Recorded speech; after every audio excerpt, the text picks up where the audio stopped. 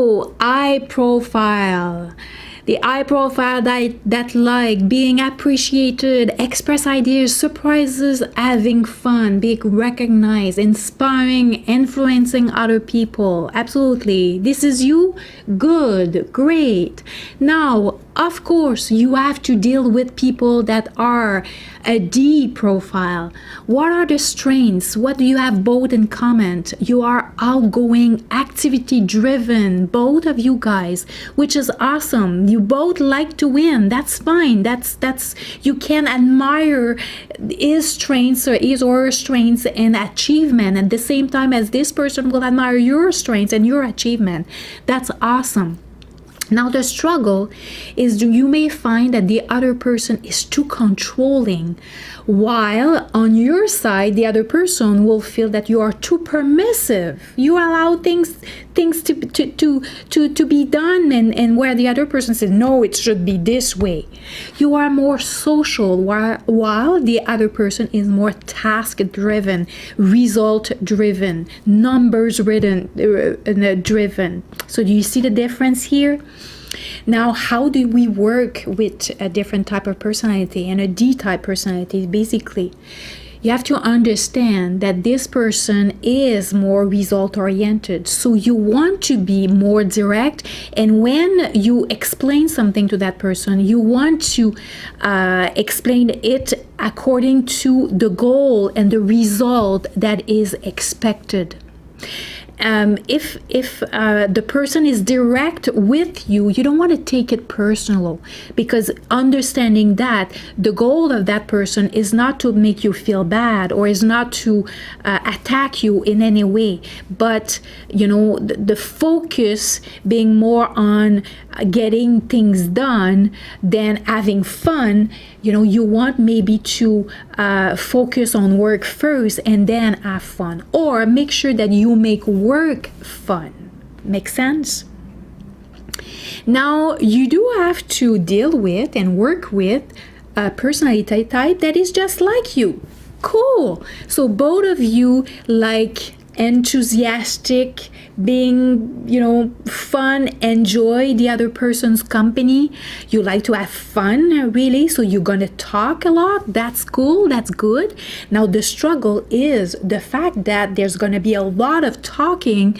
Sometimes the emotion comes along, and sometimes the impulsivity comes along. So you're both gonna be impulsive and both sometimes taking things personal, and you're both gonna say something about the situation that makes you that is difficult for you. So you're not gonna keep it inside. You're gonna express it. So sometimes we can see conflict between two I person, definitely. What will be a challenge as well will be to follow through on responsibility and staying organized in what needs to be done. So what are the strategies to work well together? You have to remember to listen. So when one person speak, the other person need to listen. Otherwise, you both talk together at the same time and none of you feel heard. And that's sometimes what a person will say, I don't feel heard. Yes, absolutely. So you have to think about that. The other person has to listen when you talk, and vice versa. Really important. You also want to be clear about whose responsibility is to do what. Because it's possible that none of you will take that initiative. Okay, I do this, you do that. But at work, specifically, it needs to be done, because obviously talking is good, but we also have task to do. Everybody in every organization, we actually have paperwork or report or follow up or things that needs to be done. So it's important to make sure that you specify, this is your responsibility, this is my responsibility, and you want to be sincere and give recognition and give appreciation to each other, because this is a need for both of you. Now you do have to work with S-type personality. So the strength is that both of you are people-oriented. So you like to talk and the other person likes to listen. Perfect match. Now the struggle is in the pace, where you have a fast pace, so you think fast and you are excited and spontaneous and can change ideas, and your energy can change fast as well, and your action and moving. Well, the other person, you have to realize that the other person likes things to be a little bit more calmer, a little bit more quiet, and a little bit more predictable. So they don't necessarily like spontaneous changes, the last minute thing. So you want to slow down your approach. You want to tone down your enthusiasm as well. You want to be sincere with your praise and appreciation. And you want to make sure that, when there's something that needs to be improved, you don't want to embarrass that person in public. They don't want that. You want to, they feel so, and they're not going to be outgoing as much as you. So they may not express their feelings as easy as you can, so they'll keep it inside, but you can feel it in their behavior that they are hurt.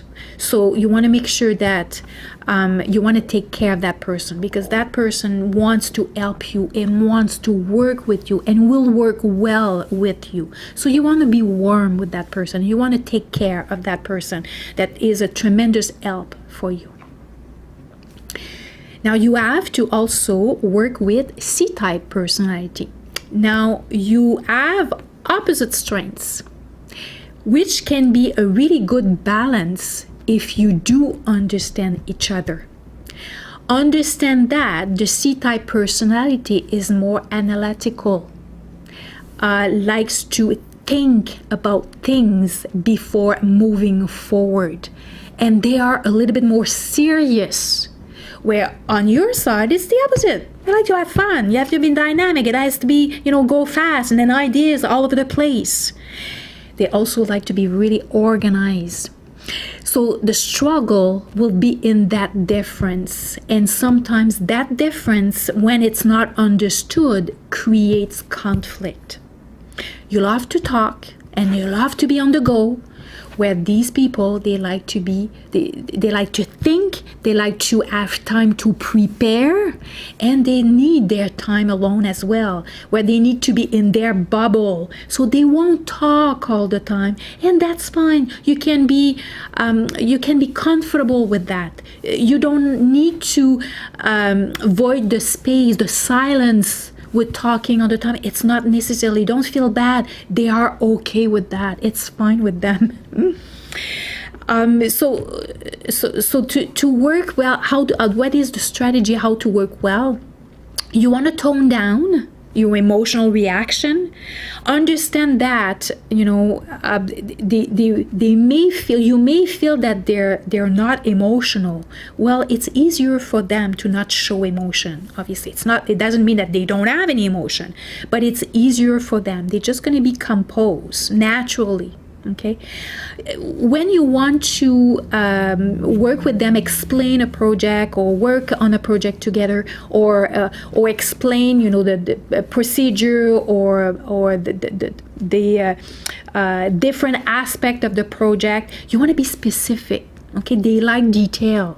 So sometimes it's easy for you to be all over the place, thinking at all the different things at the same time, but they work best, or they think best when it's methodical. Like we start with number 1, and then we go now to number 2, and then to number 3. So you have to realize that. So there's going to be an adjustment, and every opposite need more adjustment than others. So it's normal, but that's fine, because again, it's opposites attracts, because your strengths are their weaknesses and vice versa. Their strengths are your weaknesses. So if you understand each other, you can work really, really, really well with each other.